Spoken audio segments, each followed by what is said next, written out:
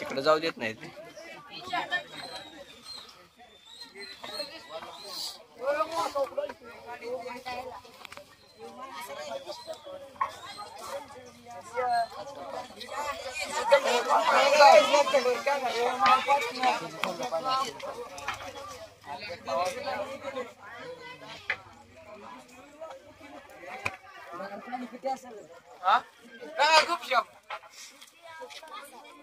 दुसरा दिवस आहे हा सहलीचा.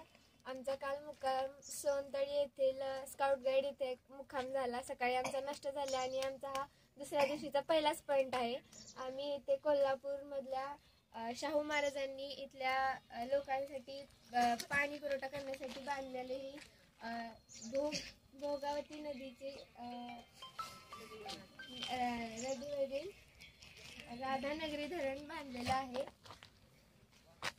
या धरणाची लांबी 3400 फूट असून तळापासूनची उंची त्याची 126 फूट आहे.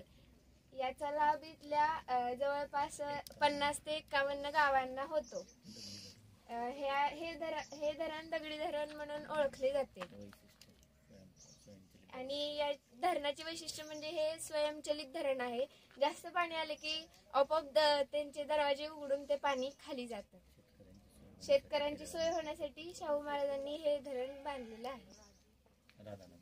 राधानगरी धरण लक्ष्मी जलाशय आहे आणि या धरणाच्या पाण्याचा उपयोग हा बहुतांश शेतीसाठी आणि कोल्हापूर महानगरपालिकेला आणि कोल्हापूर शहराला पाणी पुरवठा करण्यासाठी केला जातो. आणि असं म्हणतात की इथं पूर्वी औष्णिक विद्युत केंद्राचे हे झालेलं होतं, पण 1907 मध्ये शिंदे म्हणून असे अभियंता होते, त्यांनी हे धरण बांधण्याची कल्पना छत्रपती शाहू महाराजांना सुचवली आणि त्यापासून 1907 पासून धरणाचं बांधकाम सुरू झालं.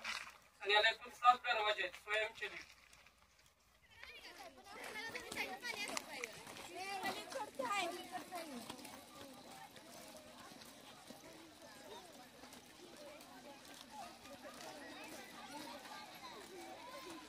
अगं